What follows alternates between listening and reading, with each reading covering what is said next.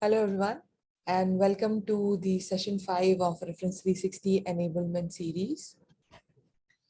I'm Neelima, and in this particular session, we are going to talk about crosswalks and hierarchies.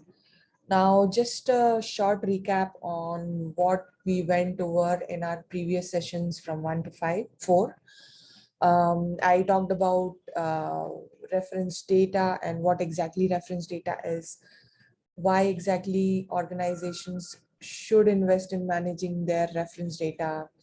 I also introduced Reference 360, which is the cloud application uh, solution by Informatica. I also demoed creating few assets like reference data set and code list and kind of importing values in that.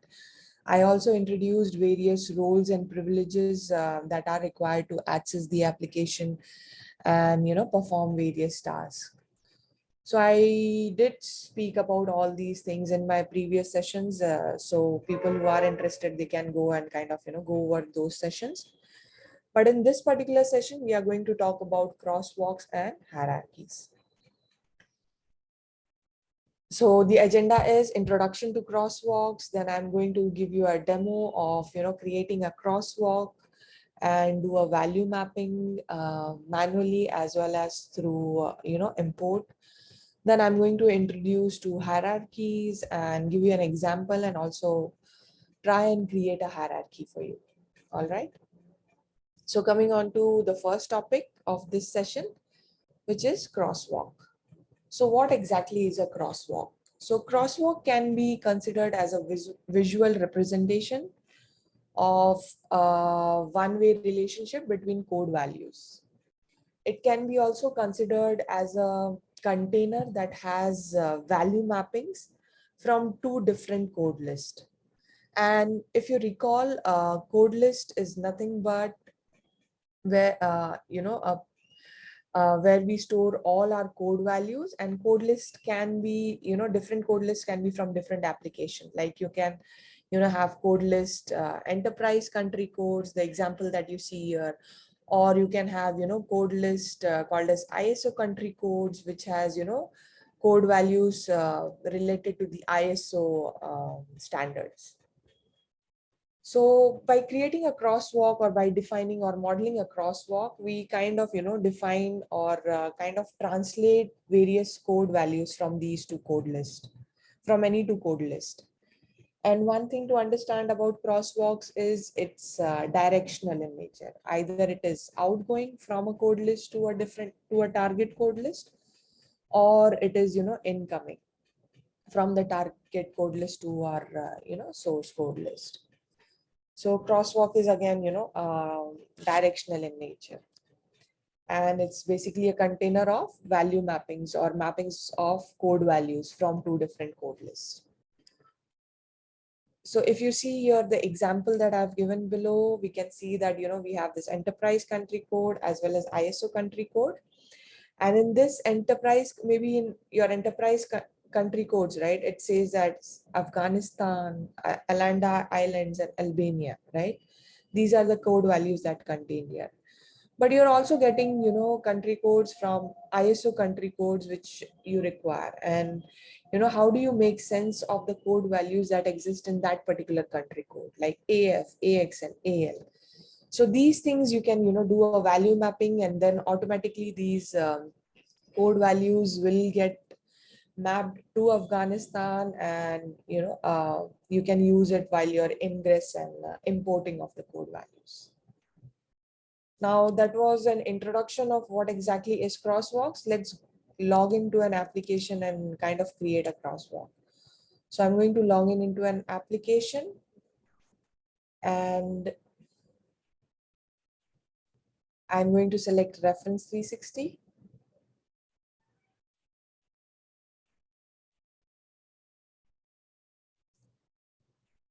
And I'm going to come to explore panel just to show you. So first I'll just show you what all code list I'm going to use to create crosswalk. So I'm going to use enterprise address type. That would be my source code list.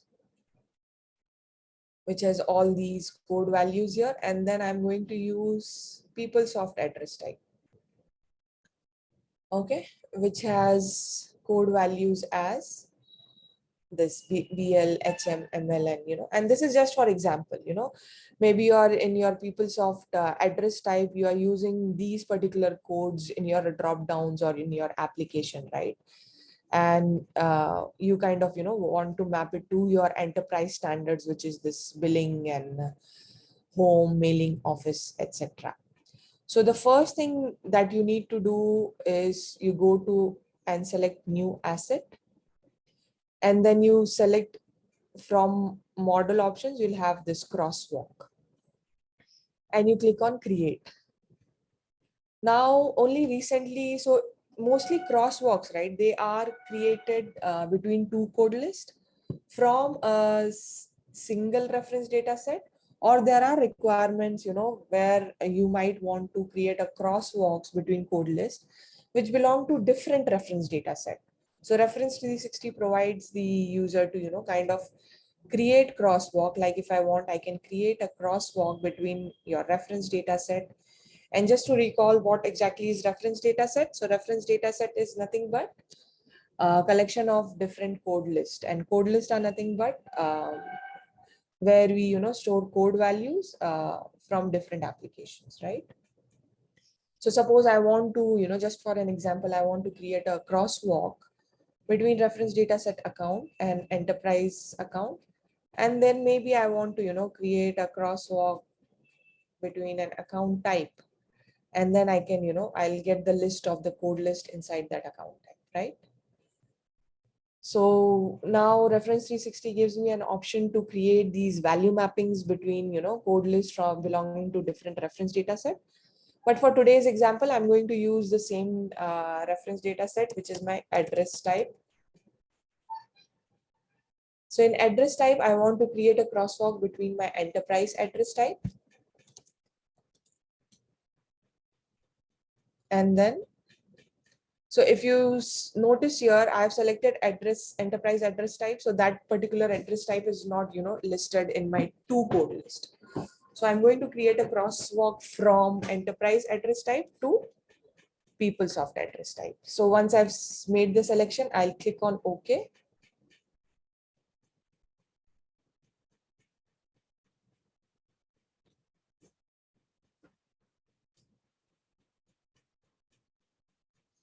And I'll be able to, and on purpose, I've taken a very short code list, but this can be, a code list of, having hundreds or many more code values. But on purpose, I've taken a small code list so that, we can make sense of the data.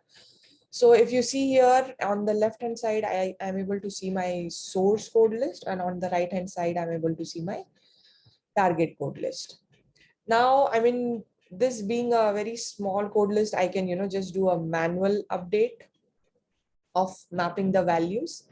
And I can also, I have the ability to map multiple values to a single code list, single code value.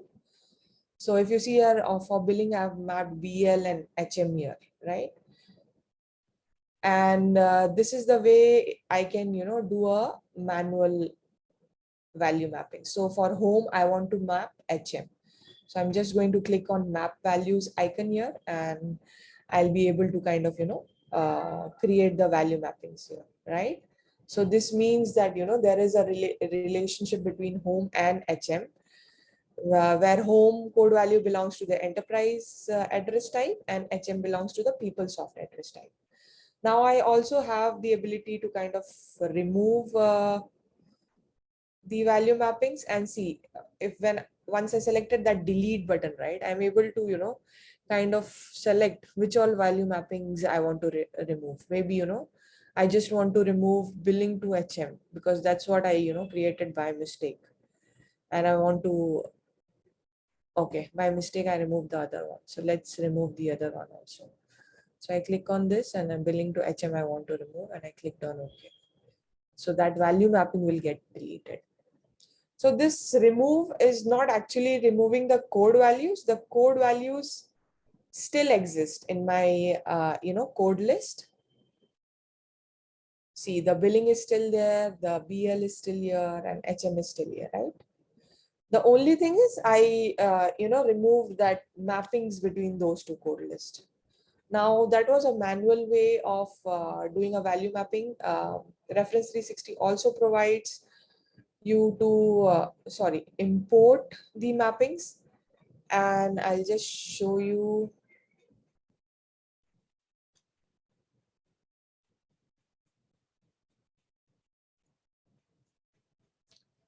Crosswalk mapping file which I have created within, so in that crosswalk CSV file that, if you want to kind of import hundreds of value mappings into the crosswalk, you can kind of define this source P key, which is nothing but, a combination of the from source, from code value and to code value, right? So you can, define your source P key, then you need to define your from.id.source P key and to.id.source P key. And inside that, you can add your code values here and with the source P key. So this file, right, I can directly, run the import, the IFI and do a value mapping. Now, let me just show you that. So I click on browse and I select address type CSV file. And in this, see, I have already, have the source P key and from and to. And then I'm just going to do a preview. And here I'm able to see, like, what all the value mappings will be created. And I just click on import. So the import job got started for me. And if I want to see the status of that job, I need to come to my jobs tab here on the left hand side, and it will show me, the status of the job. I can refresh and see that, okay, it got success. And when I go back here onto my crosswalk and see, if you look closely here and you see, like, the two code list, and there is a kind of a red line here, right? Like showing value mappings. So crosswalk asset is denoted or kind of, shown with a different icon here. So on the left hand panel, right, if you want to kind of differentiate between a code list or a crosswalk, you can just, with the help of the icon, you can figure out, like, okay, this is my crosswalk and this I need to open, even if, the name is not kind of, it was not visible to me, right? So I just click on this, and here I can see the value mappings have already been created for me using the import, right? So business steward is the one who mostly, creates the crosswalk. And let me just close this page and, go to the explore panel and show you, like, the crosswalk. So if you see here, right, the crosswalk from enterprise to PeopleSoft, it's outgoing. And if I want to open, I can open directly from here, or I can open the enterprise address type, and I can go to the crosswalk tab is also available here. So I just click on the crosswalk tab,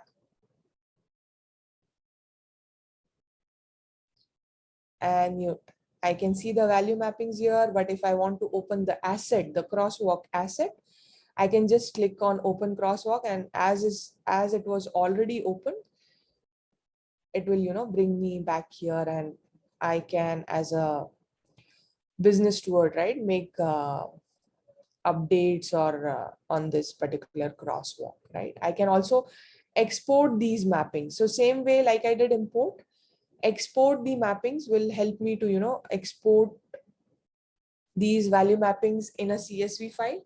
And again, I'm going to get something very similar to the CSV file that I had just shown. So that was all about crosswalks. Again, just to recap, crosswalk is nothing but a container of value mappings between two code lists. And these two code lists can be from a single reference data set or, a different reference data set. Yeah, so that's basically what crosswalks is. Now, coming on to our next topic of this particular session, which is hierarchies. Now, reference data, right, it can be hierarchical in structure. So reference 360, lets you create this kind of reference data set either by creating a code list which is hierarchical in nature, which you must have seen or noticed in my session 3, if I'm not wrong. So while creating a code list or a reference data set, right, you can, define the type there. And let me just show you or recap once so that, we all remember. And let's just take address type here. Okay. And when I go to definition, and I'm not going to save this code list, I just want to, kind of recap. So a code list, right, it can be defined as hierarchical in nature, and inside this particular code list, like if I open a NAICS codes, I can see, right, that, I have a code list which is hierarchical in nature. Like, I have a parent, inside it, I have, accommodation as its child, and inside that I have recreational vehicle or, multiple levels. Because if you remember this hierarchical code list, right, it has unlimited levels. So you can, define a code list with hierarchical structure. And inside that, you can have code values having, parent and child relationship. But what I mean by, reference 360 helping me out with the hierarchies is we can also define hierarchies between different flat code lists that exist in reference 360. So you can define a hierarchy, and let me just go to my presentation and let me just, go to the slide which talks about hierarchy. So in reference 360, hierarchy is basically a relationship between different code lists. And, as the example says, hierarchies can be created at a top level node, like for example, continent demo. And inside that, I can have a next node level, like ISO country code. And then inside that, I can have demo state. And all this models can be created by using reference 360. So hierarchy as an asset gives the power to the user, or the flexibility or ability to the user to use the existing code list with, code values and define relationship between those code lists and define a hierarchy, right? Which is nothing but a hierarchy. So each hierarchy must contain at least, one code value at the top level node. And top level nodes are basically, the code values that are arranged at the highest level. And child nodes are basically, arranged below the code values. And this particular design, right, we reference 360 provides a designer in which you can, kind of design this hierarchy model here. Now, with further ado, let me just go to the application and show you how that can be done. So let me just close these code list. And for today's example, or for today's enablement session, right, I'm going to use and create a hierarchy with, country as the top level node. I want to, define basically country, then states, and inside that I want to define localities. So this is the hierarchical structure that I'm kind of looking forward to create, with my reference data. But I mean, there are like many other possibilities also, the way customers can design or model their reference data. And also there are many good features coming out this year, which would give more flexibility and advantages of using the hierarchy as an asset. So for the hierarchy example, let me just show you the code list that I'm going to use for my hierarchy. So I'm going to use the first one is ISO country code, which will be my parent level node or the top node. Then I'm going to use, I think this is the one.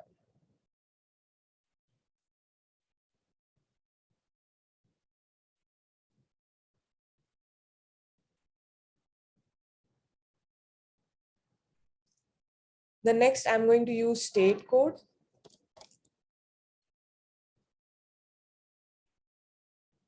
SAP state code.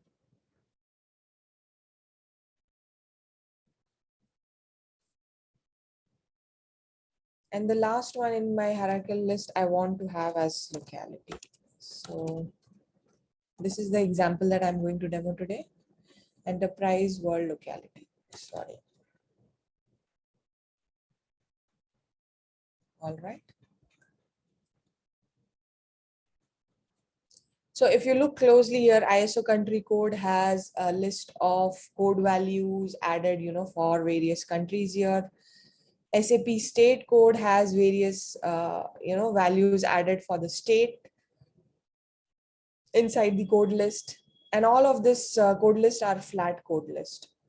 And enterprise world localities also has, few of localities added. And this is a short code list, which I, manually created for this demo.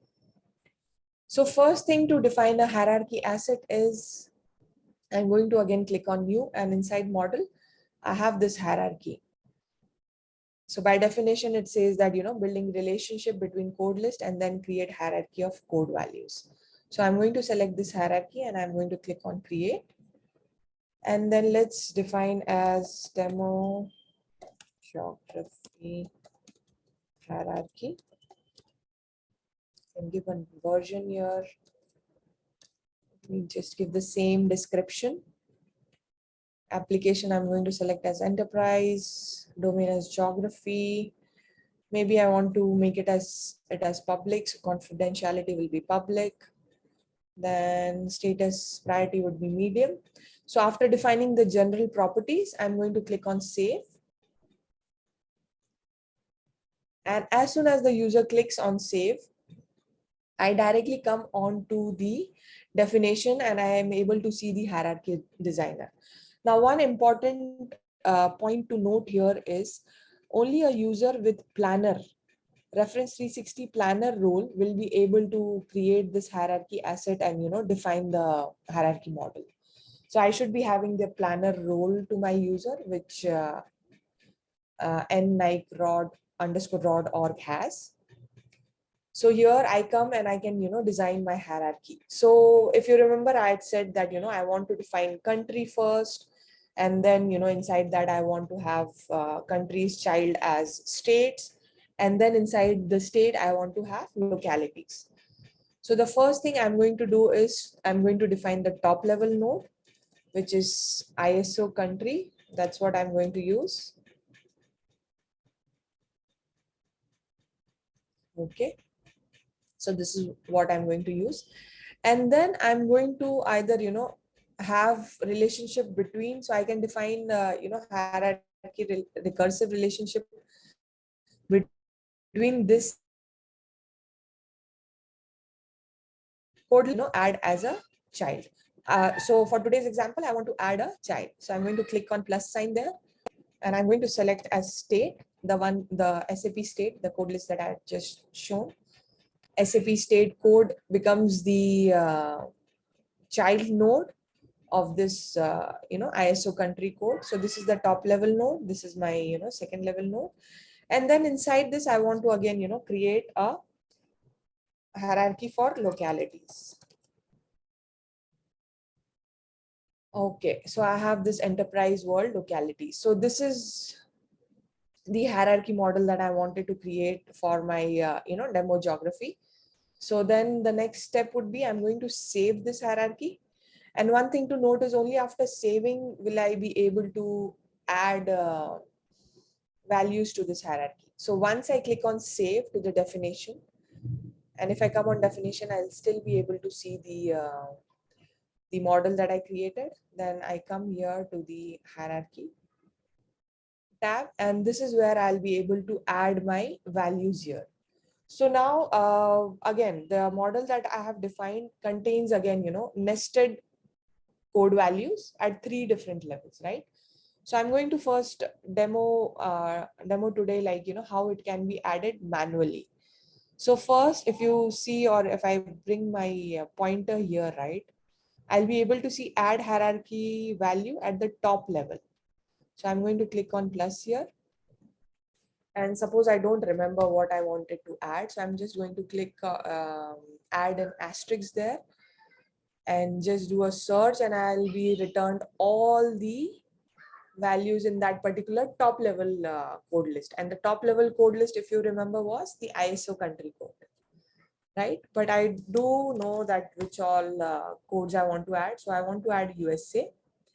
I'm going to select that checkbox. Then I want to add India. Hit on return, and I'll be able to select India. And then maybe I want to add United Kingdom. Click on return. So these three top level nodes I want to add. All right.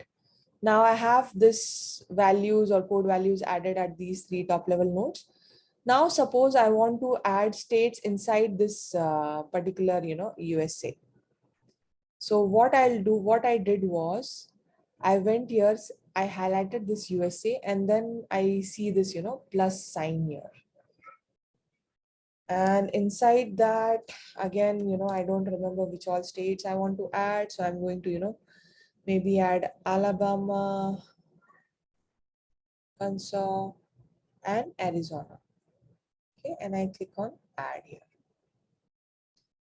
So automatically, if you see here, right, all those three states that I selected from SAP state code got added inside the USA. Now, suppose I want to add a state inside India. And I know which state I have added. I have added Karnataka. So here, if I do a search there, I'll be able to select Karnataka and I click on add. All right. So if you see, look closely here inside USA, I was able to add, different code values. Inside, India, I was able to add Karnataka, right? Now, I know that I've defined like one more level, right? So I want to kind of add locality here inside Karnataka. So what I have to do, next step is select the Karnataka and then click on plus.